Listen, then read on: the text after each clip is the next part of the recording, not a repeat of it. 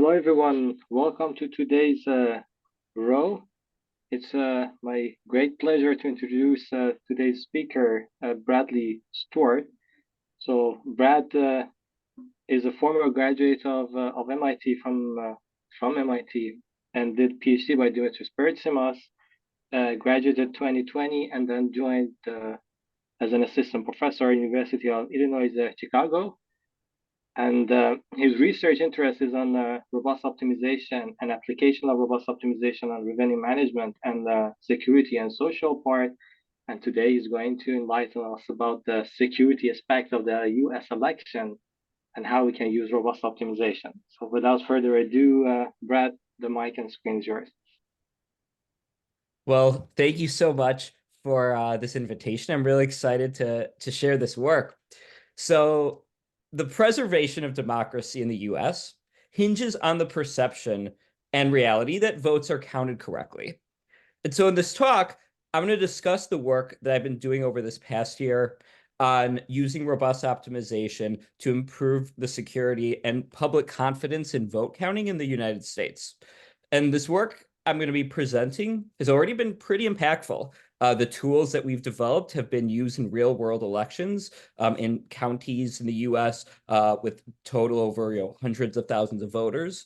And this work is in collaboration with Professor J. Alex Halderman at University of Michigan and Braden Crimmins, who's a PhD student at Michigan and simultaneously a law student and Knight Hennessy Fellow at Stanford.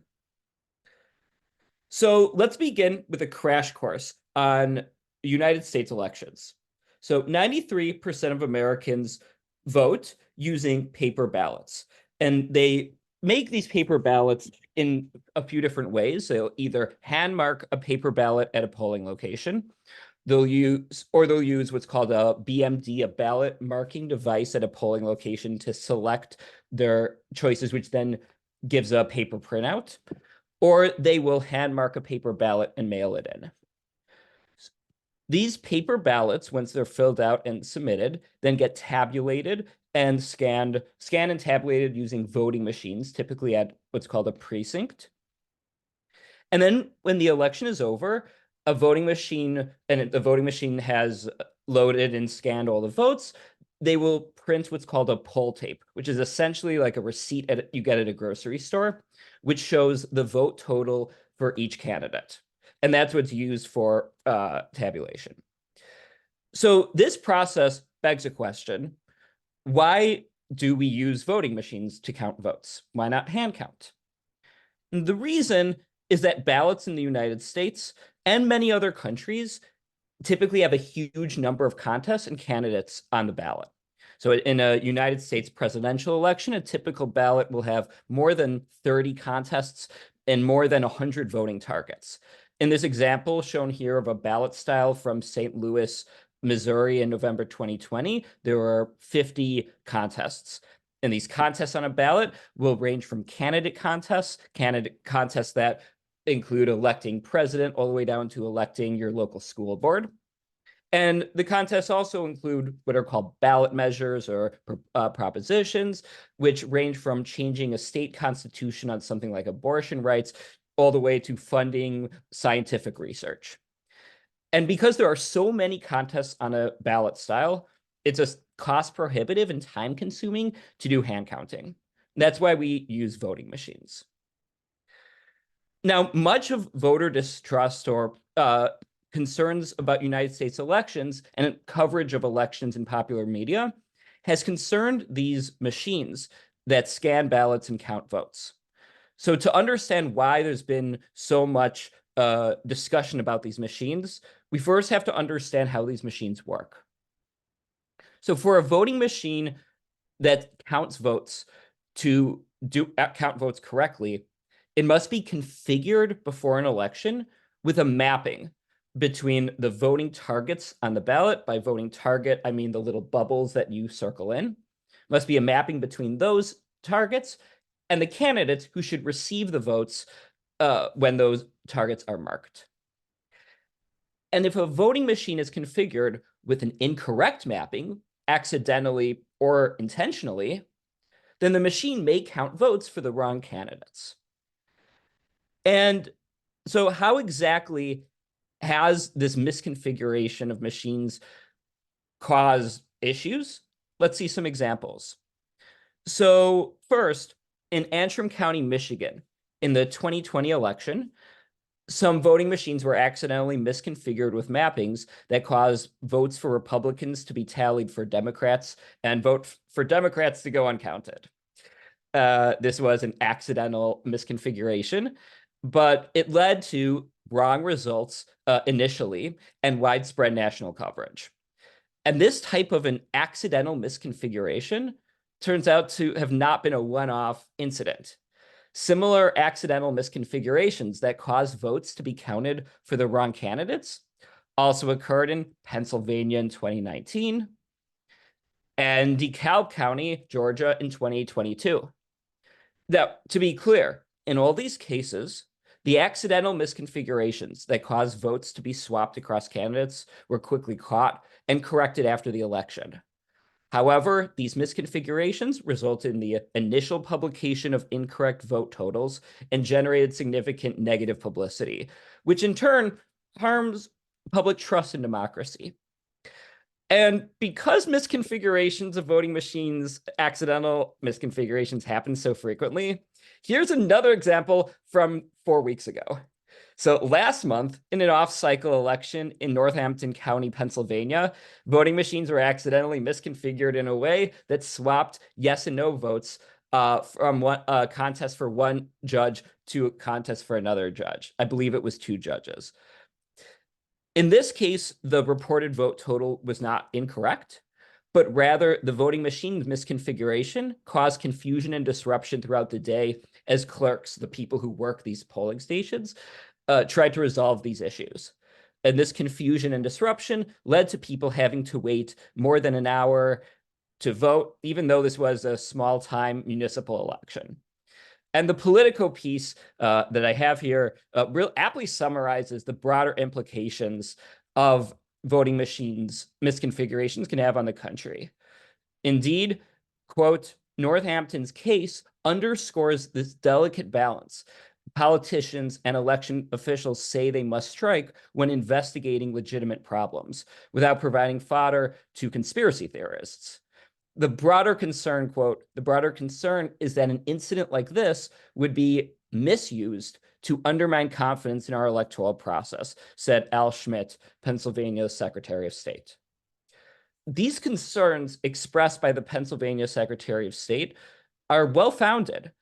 In fact, voting machine misconfigurations formed the basis of much of the conspiracies about the 2020 presidential election. There's no evidence that misconfiguration errors changed the outcome of the presidential election.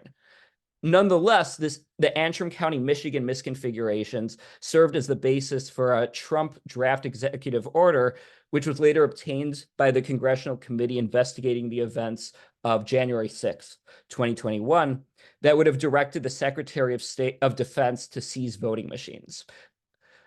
So, moreover, although there is no evidence that misconfigurations have been introduced intentionally in past elections, the threat of deliberately misconfiguring voting machines in future elections is a real and serious concern.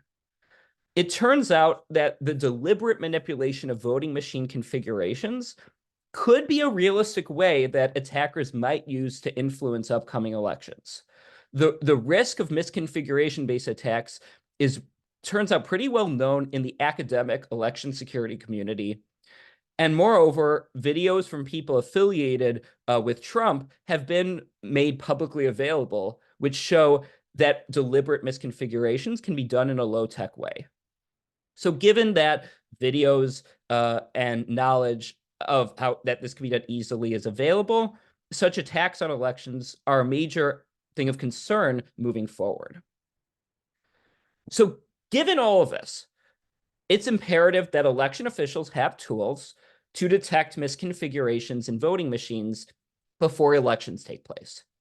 Such tools, if they existed, could help safeguard election integrity and public confidence by detecting attacks or mistakes before they affected reported vote totals. So to this end, our contribution in the work I'm presenting is a low cost, and to our knowledge, the first pre-election approach that's guaranteed to detect whether a voting machine has been misconfigured to swap votes between candidates. And we accomplish this by applying robust optimization to something called logic and accuracy testing, which is a testing procedure that's been used for more than a century throughout the United States, and up till now has been conducted using simple heuristics. So what is logic and accuracy testing? So logic and accuracy testing, which I'll refer to as LNA testing, is a testing procedure that's required by law in all 50 states prior to each election. The goal of LNA testing is for election officials to verify that voting machines work correctly before elections take place. And the procedure is pretty simple. It consists of election officials feeding a test deck of ballots. So they fill out some ballots, they makes then a deck or a stack of ballots. They call that the test deck. They make a test deck for each election. They feed it into each voting machine. And then they check to see if the voting machine would output the correct vote total using that test deck. This procedure dates back to the early mechanical lever machines, which is a picture I show here of one of these early machines from around the Industrial Revolution, so very early 1900s.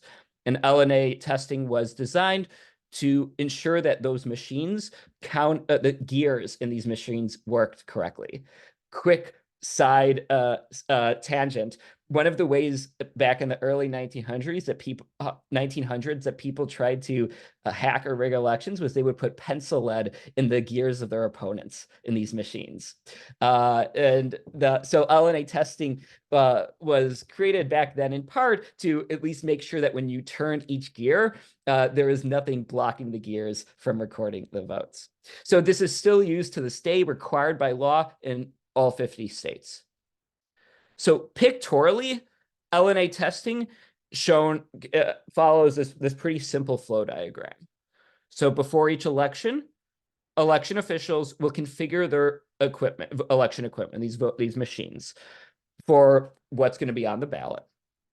Then when they conduct LNA testing, and this is often, not always, but often done in public, so you can actually go and watch this being performed. What happens is, first, the election officials choose how they're going to fill out their test deck using traditionally a heuristic. The officials then mark ballots in the test deck according to their heuristic, or they have a printing company print them out. They then scan the test deck through the voting machine. The machine will then output the vote total, so what the machine has counted the total for each candidate in each contest. Then if the vote totals are correct for each candidate, the machine passes LNA testing and it's used.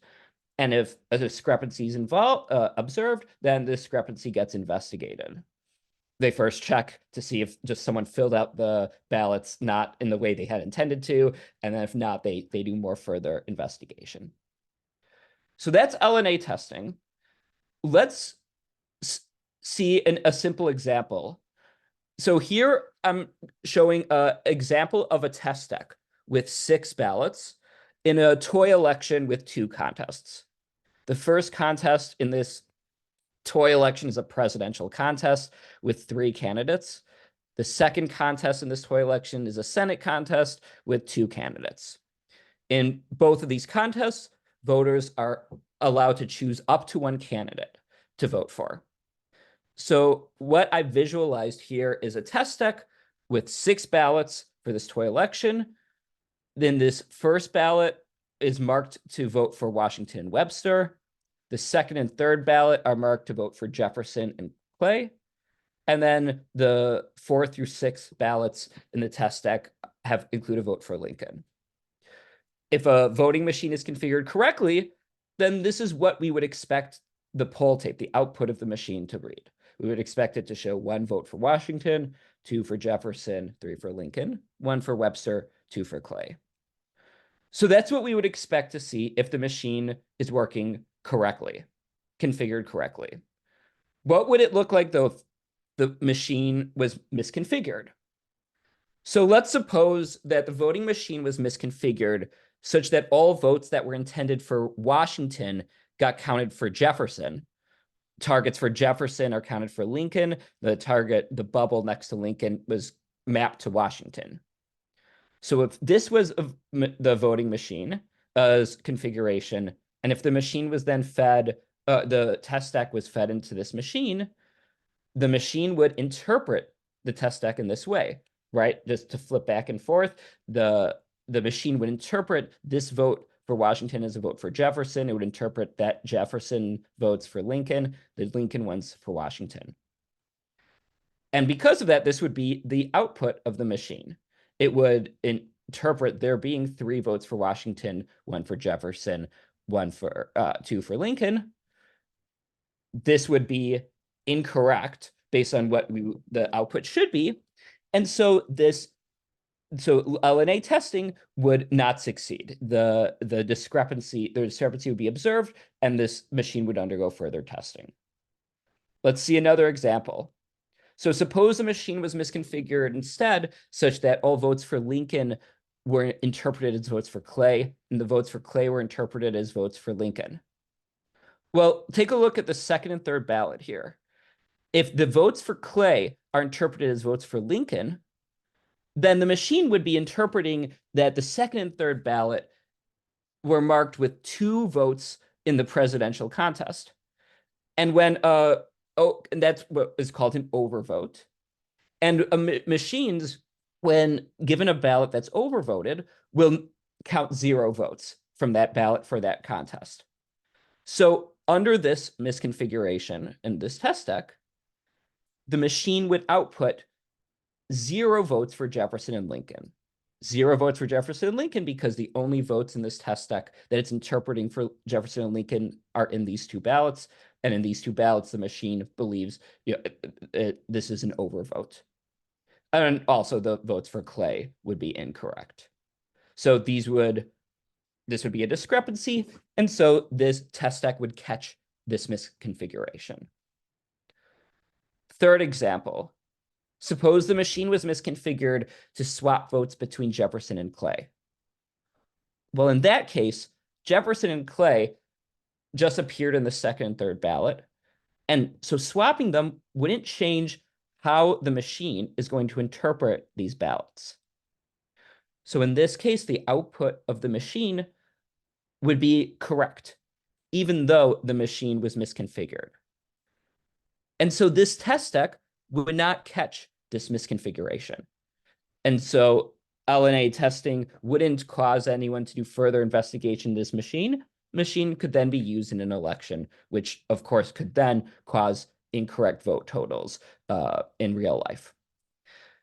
So what I've illustrated is that this somewhat simple but seemingly thorough test deck is not guaranteed to detect all possible misconfigurations formed by incorrect mappings. And this is problematic because this example of a test deck that I'm showing here for this toy election satisfies the most stringent requirements of test decks that exist currently in any state in the country. So until now, all states decide how to construct their test decks to satisfy a variety of just simple requirements. For example, one requirement which is enforced in 40 states is that test decks must include at least 1 vote for each candidate. This requirement dates back to those lever machines around the Industrial Revolution. And if your test deck satisfies this property, you have a guarantee that every candidate in the election can receive at least 1 vote. But this requirement does little to ensure that LNA testing would detect swaps between votes between candidates.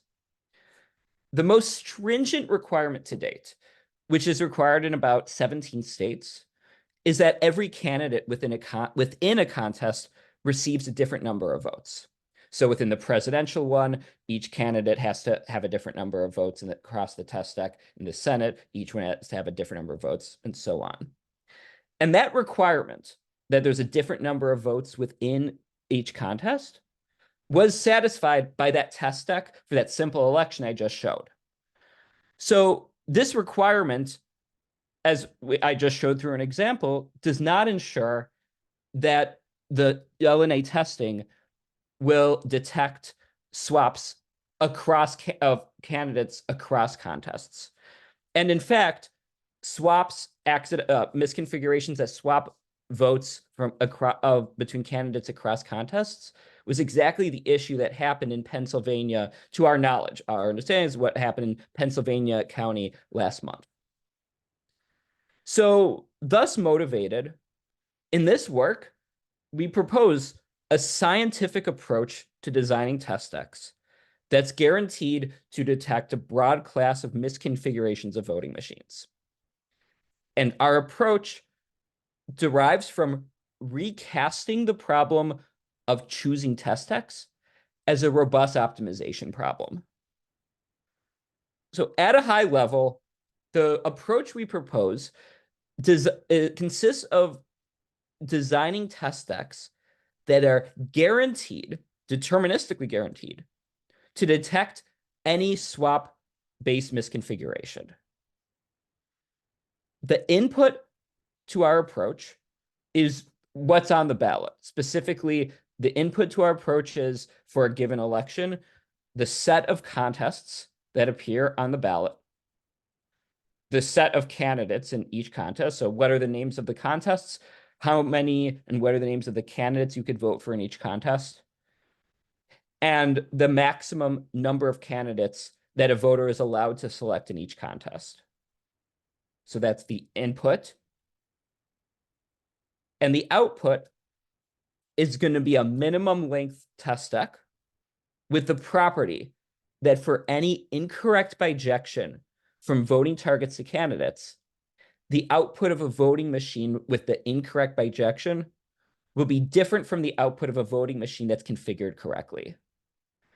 In other words, the output of our approach will be a test deck with the property that if a voting machine is misconfigured with any of the many huge number of possible incorrect ways, bijections, swaps between candidates and voting targets, then the output of the voting machine with that test deck is guaranteed to be incorrect, either due to a swap between candidates with different vote totals or by causing a ballot to overvote some contest.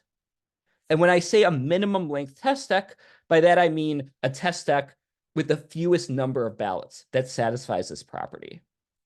And having a short test deck, a minimum length test deck, is crucial from a practical implementation side, because the difficulty of marking and scanning test decks scales with the number of ballots included. So short test decks are imperative from a practical implementation standpoint. So more formally, our approach consists of solving this robust optimization problem. Let me walk you through it. The decision variables in the optimization problem consist of an integer b, b denoting the number of ballots in the test deck, so the number of ballots that we're going to need to fill out. You notice that b is what we're trying to minimize. We're trying to minimize the number of ballots in the test deck. And beta 1 through beta b are the other decision variables. And these denote the binary decisions of which candidates to select, which ones to mark in each ballot in the test deck. So beta 1 is which candidates should you bubble in for on the first ballot, and beta capital B, which candidates should you select in the bth ballot. So those are the decision variables in the problem. And we have a constraint for each element in our uncertainty set. And our uncertainty set here we denote by sigma. And this is the set of all adversarial or all ways that one might misconfigure a machine by a bijection. Specifically, our uncertainty set is the set of all bijections from between candidates and voting targets and bubbles that are incorrect, meaning there exists at least one voting target and candidate that is not receiving the correct mapping. that are not matched correctly, meaning that there exists at least one bubble that's being interpreted as a vote for a candidate that's not the one adjacent to it. So what are these constraints then? So we let T star be the vector valued output of a voting machine that operates correctly. So this is what we would see if the machine operates correctly. On that example I showed before in that toy election with 2 contests and this test deck of 6 ballots, T star of this beta 1, beta 2, beta 3, beta 4, beta 5, beta 6 would be the correct vote totals of 1 for Washington, 2 for Jefferson, 3 for Lincoln, so on. And then T sigma of beta 1 through beta capital B is the vector valued output of a voting machine with the incorrect bijection sigma between candidates and targets. So said succinctly, the goal of this robust optimization problem is to find a minimum length test deck such that the output of a voting machine with an incorrect bijection will be different than the output of a voting machine with the correct bijection for all incorrect bijections. So from a practical side, this is really appealing because this notion of using optimization here can be integrated with very little modifications to how LNA testing is currently performed. This was the flow diagram, if you will, from before LNA testing. And our approach just requires changing this one part here. Instead of this using a heuristic to decide how to fill out the test deck, instead we choose the test deck, how to fill it out, as a solution to an optimization problem. So good. So we've now stated what hopefully makes sense as an optimization problem that if we could solve it would give a test deck with very rigorous and deterministically rigorous security guarantees. So, okay, now we have to figure out how to solve this robust optimization problem. So to motivate the algorithm we actually use for solving the robust problem, and actually, in fact, what I'm going to present momentarily in several slides is an exact algorithm for solving this. But to motivate our exact algorithm, let's just first consider simple things. So if you've been watching closely, if you're following along, you might notice that there's a fairly obvious heuristic for obtaining a feasible solution, a suboptimal, but a feasible solution for this optimization problem. Namely, you might observe, and you can hopefully readily see, that a feasible solution for this problem would be a test deck that gives a different number of votes to every candidate in every contest. Namely, the first candidate on the ballot give maybe 1 vote to, 2 for the second, 3 for the third, and all the way up through n votes to the nth candidate, all looking at all contests together. This would be a feasible test deck. This would be a feasible solution to this robust problem because any incorrect bijection between candidates would necessarily, tautologically involve the swapping of candidates of different numbers of votes. So, okay, good. So we know at least this problem always has some feasible solution. But that heuristic is completely impractical because it would, if we gave a different number of votes to every candidate in every contest, it would lead to far too many ballots to be used in practice. It would lead to too suboptimal of a solution. To illustrate, back to our simple example, election from before, this was that test deck we had seen previously. It had 6 ballots, and this was, of course, infeasible for the robust problem, right? Because we found bijection that was not detected by this, but this is what we had before. And this would be the test deck we would obtain if we tried to use that simple heuristic that gave a different number of votes, total votes, number of votes to just every candidate across all the contests, right? If you look at this, you'll see this test deck would have, so it's 1 vote for Washington, 2 for Jefferson, 3 for Lincoln, 4 for Webster, 5 for Clay. So this would this would be feasible for the robust optimization problem. It satisfies, it would detect any incorrect bijection for all possible incorrect bijections. However, this has far more ballots than what we had before. This would require 9 ballots. And as I'm going to show later in the talk using real data, that if you tried applying that simple heuristic in real world elections, you just get far too many ballots in your test sets for this to be practically implemented. So what if we solve, though, the robust optimization problem to optimality in this simple example? Well, in this simple election, if we solve the robust optimization problem to optimality, this is the test deck we would get. So this is a test deck that looks pretty similar to what we had before, but has some very carefully modifications to where the candidates are receiving votes.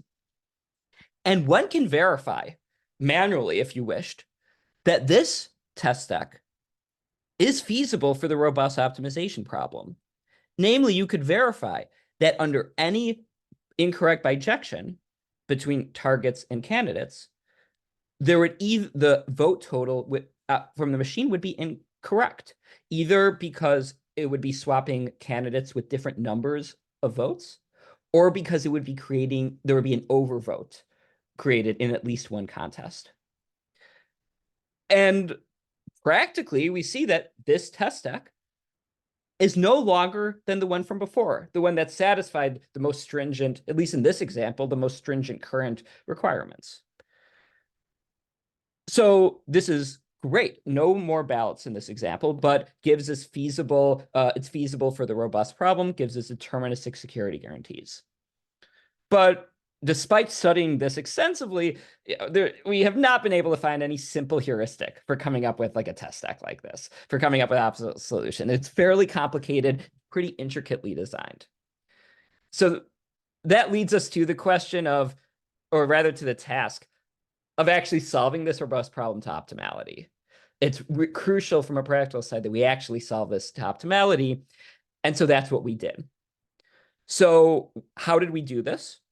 Well, the first thing we did, as all of us would likely do, is we reformulated this as a mixed integer linear optimization problem. So I'm not going to go through the formulation here because I don't know about you, I can never follow a mixed integer optimization problem notation in any talk.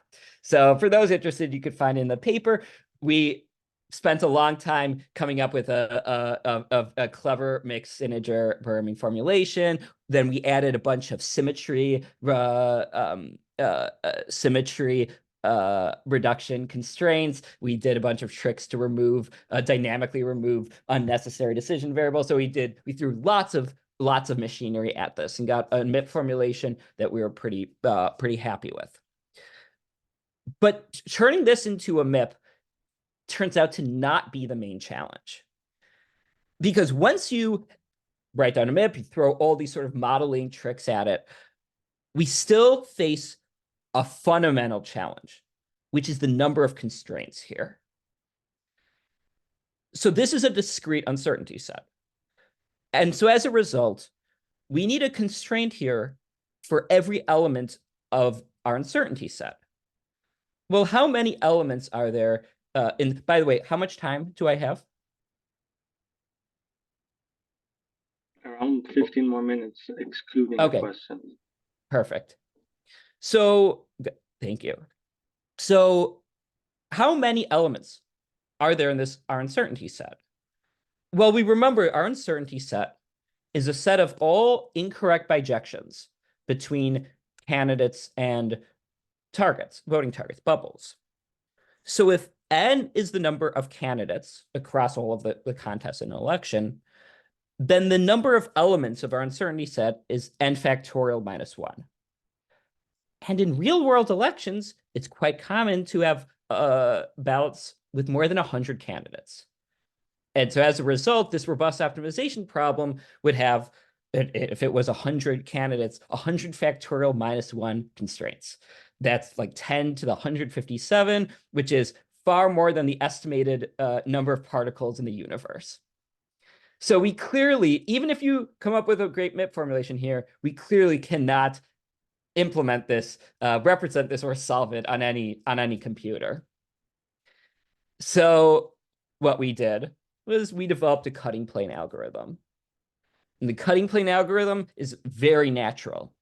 We start in each iteration with a subset of the bijections, of the subset of all of the n factorial minus 1 possible incorrect bijections. We then find a minimum length test stack that satisfies our constraints for the bijections in our subset of the set of all bijections, incorrect ones. We then obtain some test stack. We then solve an auxiliary problem to find an incorrect bijection that's not detected, that wouldn't be detected in LNA testing by the current test stack.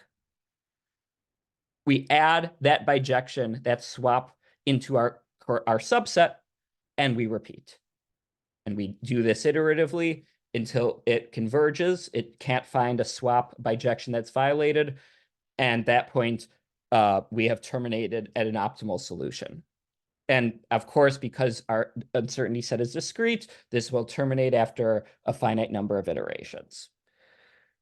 So it turns out, and I'll show you with real-world data, that this can work extremely well. In particular, we're able to converge an optimal solution in fewer than 100 iterations in real-world elections. And the way we're able to do this, to get this to converge so fast, is by a theory that we developed, a combinatorial theory for characterizing good bijections to add in each iteration, characterizing properties of what bijection is going to eliminate the greatest number of feasible solutions, and therefore find that one to add. So since you said we don't have that much time and I want to get to numerics, I'm not going to go through the details. The basic idea of this theory that we developed is that given any cut or given any bijection that violates your test stack on a given iteration, we convert it to what we call a contest graph of basically an aggregation of the network formed by a given bijection on the contests. We then come up with this notion of a minimal bijection.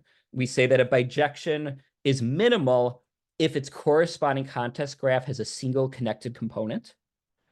And then we prove that minimal bijections Pareto dominate non-minimal bijections, in the sense that it is always better it's never worse from the perspective of eliminating the greatest number of feasible test stacks in the relaxed robust problem. It's never preferred to choose a bijection that gives a contest graph with 2 or more connected components. And so, in other words, this graph or this one is preferable to this one. Essentially, if I were to summarize this theory in like one sentence, it is always a good idea when you're deciding which bijection that's not detected by your current test stack that to add into your subset. It's always best to choose that which is like simplest in some sense, involves the fewest number of swaps between candidates.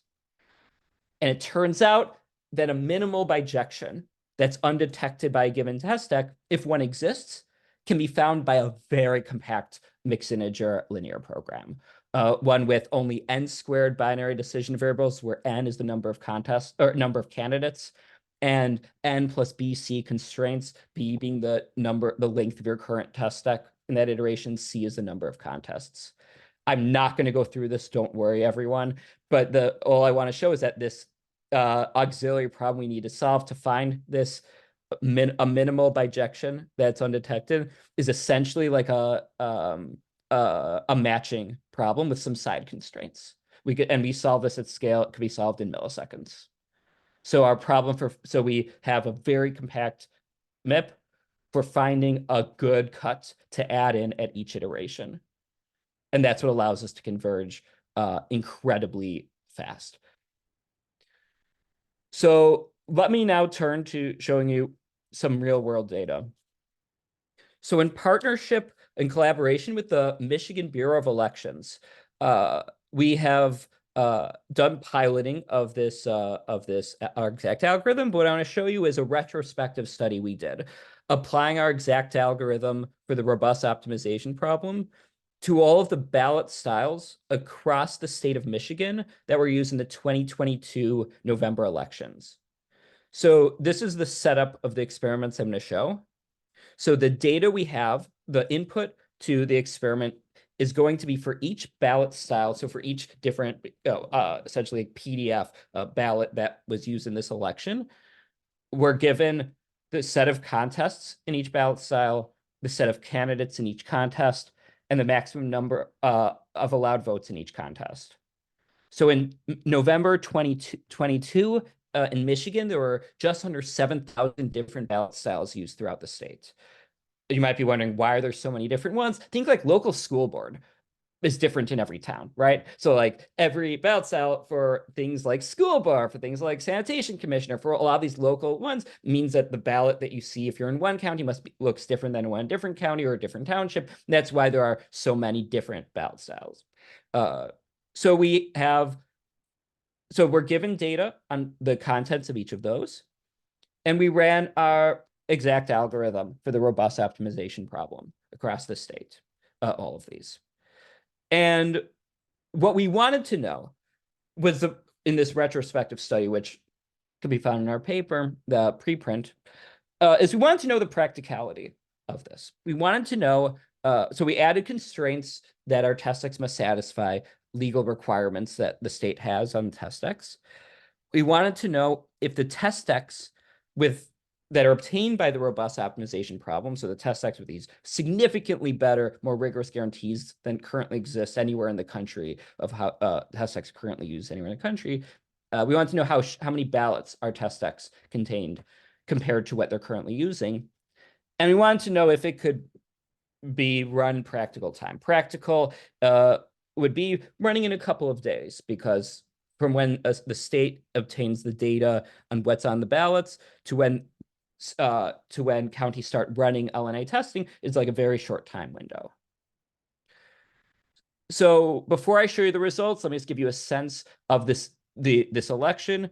So across the 6,928 ballot styles, red here, I'm showing the histogram of how many contests were in each of them. So there was approximately, on average, around 30 contests on each ballot style, so 30 different races that showed up on the ballots. And across all of the contests, blue shows how many candidates there were on each ballot style. So on average, there were around 100 candidates per ballot style. So 100 different bubbles, if you will. So results.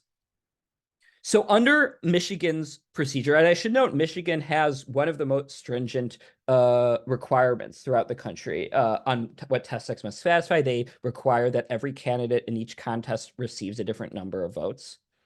Following that requirement, under current practice, satisfy a requirement, on average, their LNA testing in Michigan would require 22 and a half ballots per test deck.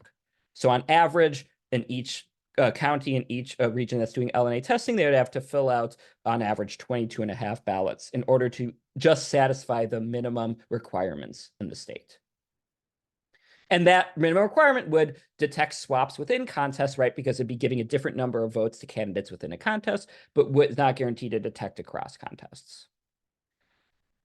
If you solve the robust optimization problem to optimality, on average, you only need 22.8 ballots per test deck. In other words, solving the robust optimization problem and getting these significantly stronger and really scientifically rigorous security guarantees that it would detect any possible bijection, if you solve the optimization robust problem to optimality, requires on average in this election less than 2% more ballots on average. Essentially no additional work, almost no additional work than current practice. It just comes from using optimization to be very clever about how you're assigning which candidate to fill in on each and which of the ballots. And this, I mean, this shocked us. This is a histogram comparing current practice to the optimal test text from solving the robust problem, showing that in most places, the lengths of the test text were unchanged. It took a total to find the optimal test text for the entire state, took a total of just under 7 hours. So when it combined our mixed integer programming reformulation stuff with this cutting plane strategy that I described, we're able to get down, the entire state overnight. And since then, we've also improved and optimized the code in a bunch of ways to get this down even further. This just shows the distribution of computation times across the ballot styles. So x-axis here is time, y-axis is percentile. So this red point here shows that 50% of the ballot styles that the algorithms run on required fewer than 37 seconds for our algorithm to remain an optimal solution. 90% required less than just over 2 minutes to run. And then there were a few that took quite a long time.